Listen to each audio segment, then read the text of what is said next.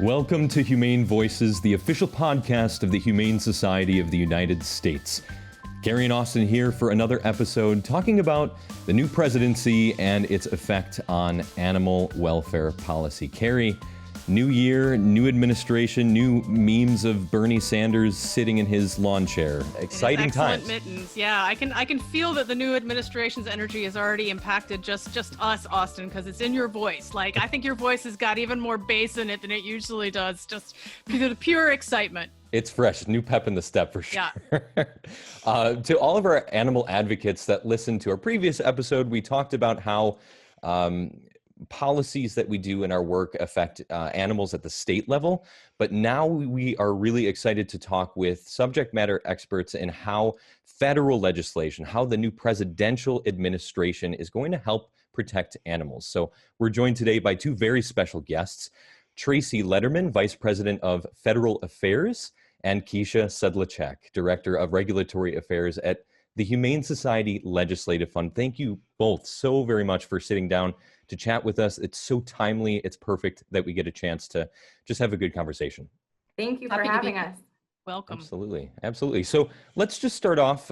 Maybe we could talk right at the start about your jobs. What is the work that you do? Tracy, why don't we begin with you? Well, as you said, I am the Vice President of Federal Affairs at the Humane Society Legislative Fund, and HSLF is an affiliate of the Humane Society of the United States. So we're the lobbying arm, and I work with Congress to encourage them to pass laws to protect animals. And then I also get to work with the executive branch, which includes the White House and federal agencies such as the U.S. Department of Interior and the U.S. Department of Agriculture. And the federal agencies, their job is to implement and enforce the laws that Congress passes. So we're watching, we're making sure that they're doing their job and pointing out where they need to do more to protect animals. And Keisha? Yeah, so as Tracy said, we're lobbyists, and I think oftentimes that has a bad connotation and people are kind of like, ooh. But I wanted to clear the air. The swamp creatures. I know. I didn't know I was making so much money and, getting paid by big folks. So I want to just kind of clear the air on what that term actually means and how I view what I do. And so to me, a lobbyist is someone who's an effective communicator advocating for issues that they are passionate about. And as Tracy said, we are lucky enough that we get to talk to and advocate for animal protection with the administration and with Congress. And so I think that's how I like to frame up what I do is I advocate and communicate to diverse audiences about our priorities on animal welfare issues. And it's a really great point, too. Last week, when we spoke about state legislation, the relationship between our internal staff and those state representatives is more that they are so connected to their constituents, really listening to what they have to say in their county and their area. Is that similar, or how is that similar and different to a lot of the work that you both are doing on Capitol Hill? We do find that members of Congress are very interested in what we have to say. And it's across the board. It's Democrats and Republicans, which is what's so nice about working on animal issues. And then, the same with the administration. It can depend, and maybe we can get on into this a little bit more later, and how we worked with the Trump administration and the Obama administration and how we hope to work with the Biden administration. Yeah, I'll say at the federal level, they obviously care about their constituents. In talking to my friends and colleagues who lobby on the state level, it seems the biggest difference is how much of a direct connection you may have, especially at the staff level. And so I think that it's always important. Animal issues are, I won't say rare in the fact that they're bipartisan, but they truly are bipartisan, regardless of what side you're on. And that is why we're effective at what we do is we're able to use constituents to reach every representative and senator on our issues. So just out of curiosity, in the terms of the way sort of, trends in the law and legislation sort of flow back and forth or influence each other, do you guys see the work that you're doing at the federal level? Do you see it sort of, quote, trickle down to the states where you see things that sort of like get picked up at the federal legislative level, get picked up in individual states? Or does sometimes it happen the other way around where a state will pick up something that will drive more interest at the federal level? It's the reverse that we see often.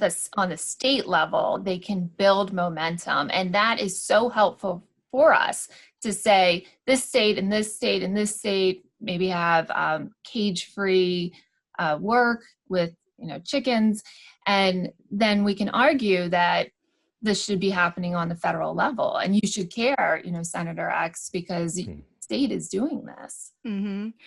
Is there a good example of a case where that has sort of been the sort of outcome where it's like you're able to sort of say, hey, look, don't get behind the 8 ball here. States are already doing this. Like, what are we doing at the federal level, and sort of been able to use that argument to move things ahead? So we're doing it right now with puppies and the standards for dogs. There are several states that have upgraded their state standards: Missouri, Ohio, Pennsylvania. And it is incredible to be able to go in an office in Pennsylvania and say, look at the great work your state is doing, and we want to level the playing field. The breeders in Pennsylvania, they have to meet this high bar. The breeders around the country should be the same standard. And are there particular issues that you lobby on? Is it mostly just companion animal, dog and cat issues, or is it a wider net?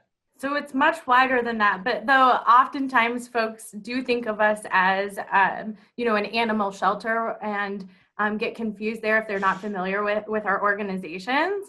But I will say we lobby the administration on a number of issues, including animal testing, companion animals, wildlife, equine. Everything that the Humane Society works on, there's a hook on the federal level for the most part. And so of the 15 cabinet agencies that, for the president, we actually touch on at least 10 of them, including like ones that probably come to mind, like the Department of Agriculture and Department of Interior. But we also work with ones that people may not automatically think of, like the Veterans Affairs, as well as Department of Transportation. So basically, there's a hook with every agency on the federal level on animals. Yeah, so just out of curiosity, like with the new administration coming in, like how much does sort of like administration changes sort of change the way that we work and the capacity to kind of get our agenda out there? Like, I mean, how is the Trump administration on animal issues specifically? Maybe it would help if I back up a little bit and say that HSLF endorsed Joe Biden and Kamala Harris during the presidential race. And it was based on their individual records, and to the Trump administration's poor performance on animal issues. So when you look at Biden's time in the Senate and as vice president under Obama, you see that he has a pretty strong animal protection record. And just to give you like a few quick examples, when he was in the Senate, he co-sponsored a number of bills to tackle animal fighting, to prohibit the slaughter of horses and downer cows. And he was a lead sponsor on a bill to prohibit trophy hunting, adopted animals. And then Harris also has a very strong animal protection record. So she co-sponsored legislation to crack down on horse soaring, prohibit the trade of shortskins, reduce wildlife trafficking. So our hope is that given their history of Biden administration, will care about the strong enforcement of animal protection laws. And then if I could then go to your first question about the Trump administration. So I just want to say, in fairness, the Trump administration did have a few positive actions. So, just briefly, Trump signed the Preventing Animal Cruelty and Torture Act into law. So if you remember, and we talked a lot about this in blogs throughout the last year. It was a big deal. Yeah, it was a federal ban against malicious cruelty and torture. So that was great that he signed that. USDA, they strengthened a few dog care standards and licensing requirements. The Department of Transportation, they prohibited airlines from banning specific dog breeds as service animals, so very important. Yeah. And then a big one is that the EPA administrator called on the agency to reduce and eventually eliminate all animal testing on mammals for assessing chemicals and pesticides. So that's hugely important. But for the most part, we spent our time fighting rollbacks of protections.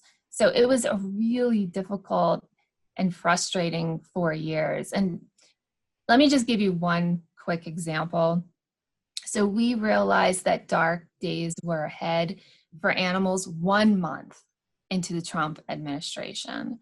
And again, this was one where we did a lot of blogs on it, but USDA took down a web page that identified animal welfare violators and actions month into the administration. And this was a hugely important resource for Humane Society. And without any public discussion, it was just gone.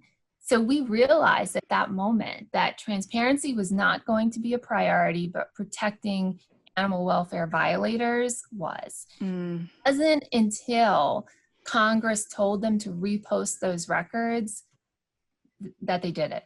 Well, speaking of the first month, let's extend it to the first 100 days. You hear a lot about what the administration will do in the first 100 days. And with this new chapter, what are you hopeful this new administration is going to tackle in the first 100 days? Keisha? Well, I think, on the first day in office, President Biden signed a slew of executive actions that kind of were a preview to what's to come, right? The one I want to highlight is one that it talks about the environment and regulatory review, making sure that anything that was issued in the past 4 years is science-based. It includes our priorities as a nation on environmental priorities and climate change. And so this is an opportunity for a lot of our rollbacks, as Tracy was talking about, to be re-examined. So we're excited to see that. It includes priorities like the delisting of gray wolves, which if most people I'm sure have heard about at this point, and as well as there was a rule that allowed cruel hunting practices like bear baiting in Alaska on on National Park Service lands. And so they've already signaled that they're going to start looking at some of those rules to ensure that they are actually based on sound science. And so we're hopeful that we'll see them tackle those in the first 100 days. But in addition to what we saw on day one in office, we have a number of other priorities that are kind of holdovers from the Obama administration. There's 2 rules that come to mind really. One is the horse soaring rule. It would end horse soaring, which is the horrible practice of inflicting pain on Tennessee walking horses or other breeds in order to get the horses to have a higher gant when they walk in these shows. And then the second one is a USDA rule on national organics. So it provide animal welfare standards, better animal welfare standards for organic farmers. And so those are some of the things that we're hoping and have been pushing the Biden team to look at and to actually reinstate or reissue within the first 100 days. And there are 2 other priorities that the Biden team on the campaign trail talked about that we're also hopeful we'll see something on. And that includes trophy hunting of ESA listed species and stopping the imports of those trophies. And the second one is chicken line speeds, and there's these waivers that allow slaughterhouses to kill more birds at a quicker rate. So we're hopeful that more good things are coming in these first 100 days. That's great. Yeah. And as you know, speaking of the first 100 days, I mean, have you guys been watching, I assume, as kind of Biden Harris have made their cabinet picks? I assume that some of those are really relevant for the work you guys do. Are there some that you're excited about, worried about, looking at? Yeah, so there's 2 that I think are, exciting for us. The first is Representative Deb Haaland. She's a Democrat from New Mexico.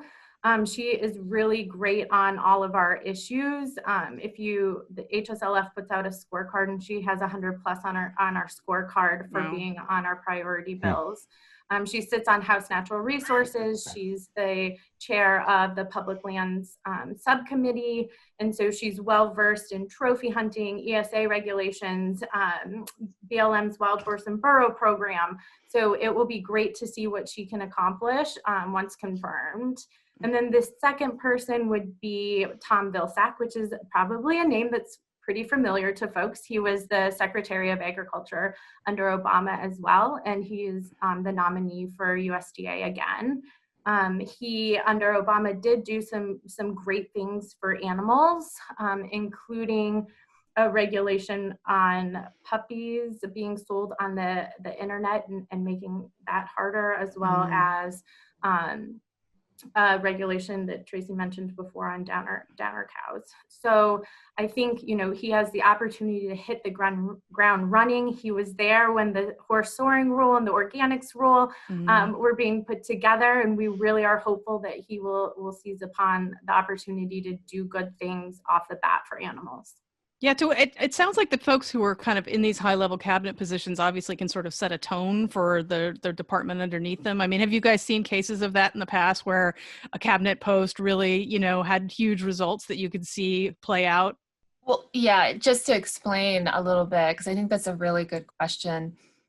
President Biden's picks to head these different federal agencies, they're responsible for overseeing the day-to-day enforcement and implementation of the laws within their jurisdiction. Mm-hmm. It's a really important role because it includes developing new rules and policies to address problems that arise. And that's when we're coming in to talk to them about these problems. So just to give you an example, and Keisha just touched on it, when the original rules were established to regulate dog dealers, it didn't include dealers that sell over the internet because the internet wasn't invented then. So once we learned that puppy mills were taking advantage of the loophole and selling large numbers of puppies over the internet with no USDA oversight of the care, we pointed out that gap in the regulation. And the good news was USDA fixed it. So yes, political appointees, they have significant power to help animals. And going from political appointees all the way to the top, we now have a rescue companion animal in the White House. The president and first lady adopted the German Shepherd Major. So do you think this is going to have an impact on support and engagement for animal welfare laws and other types of legislation that you're trying to push for?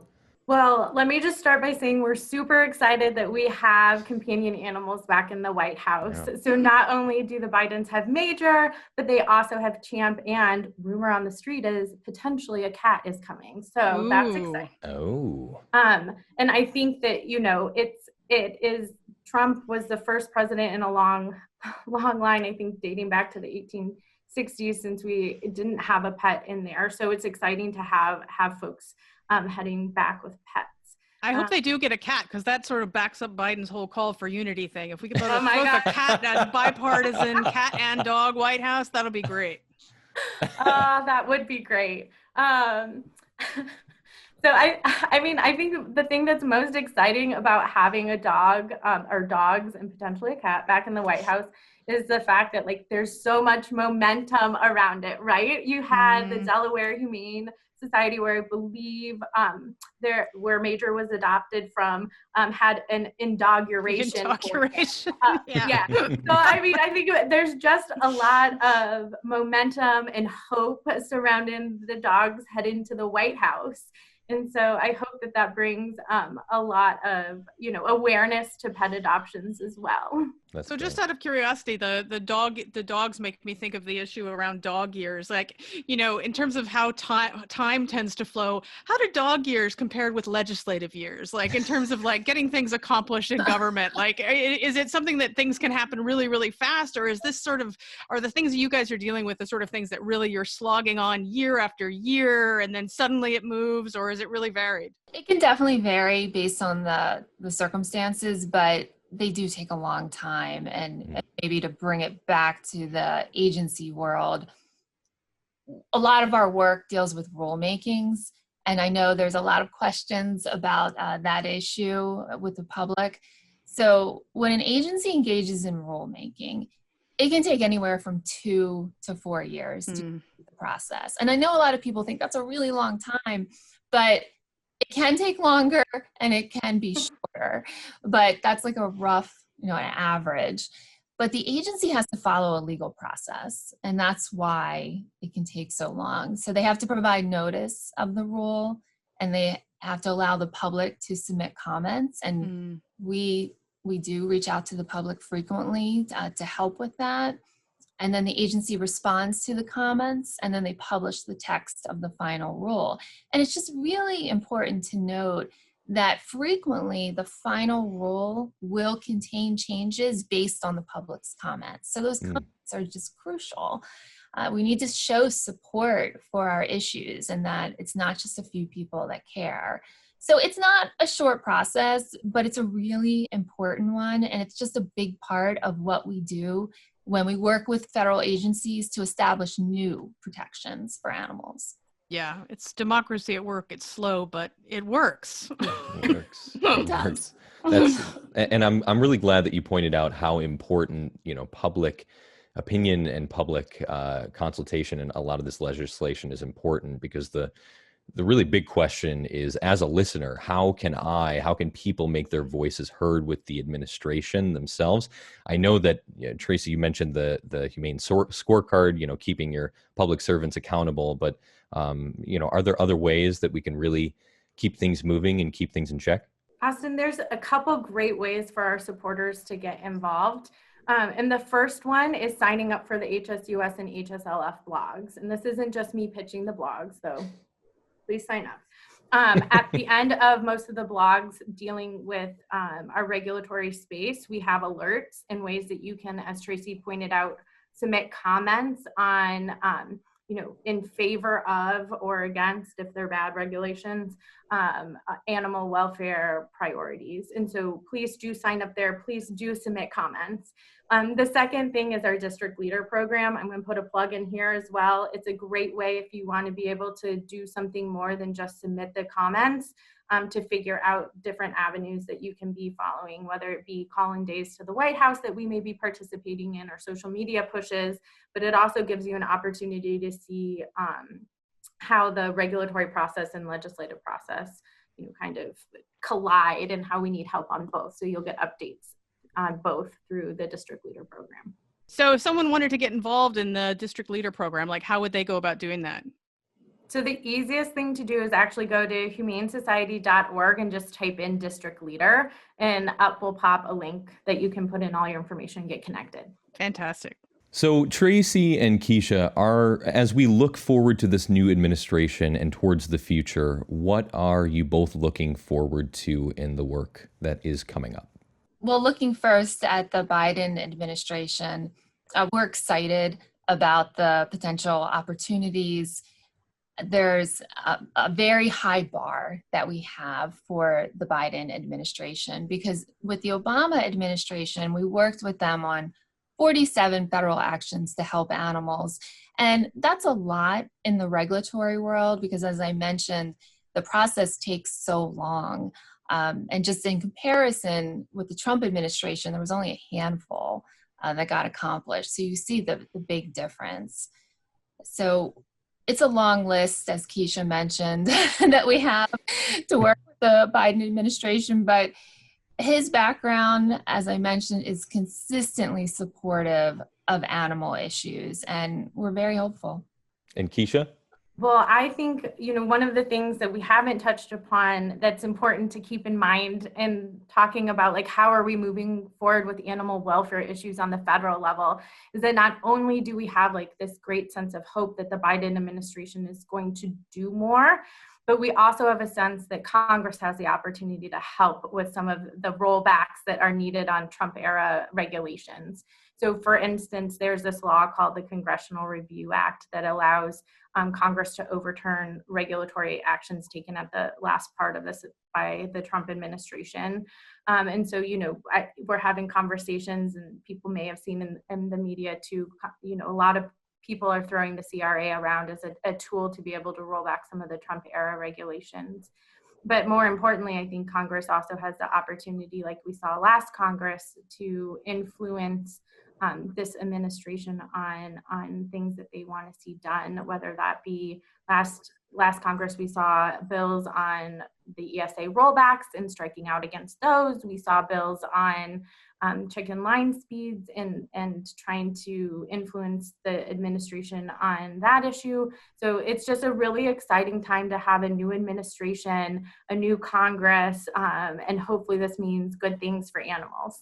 Tracy Letterman, Vice President of Federal Affairs, and Keisha Sedlacek, Director of Regulatory Affairs at the Humane Society Legislative Fund. Thank you both for sitting down to chat with us. And good luck. Yeah, really exciting. Thank you. That's all we have for today's show. To find out more about how the political process helps to protect animals, you know where to find us, humanesociety.org. Thank you and HSLF.org. HSLF.org. Got to plug it. Thank you so much for tuning in, and see you all next time on Humane Voices.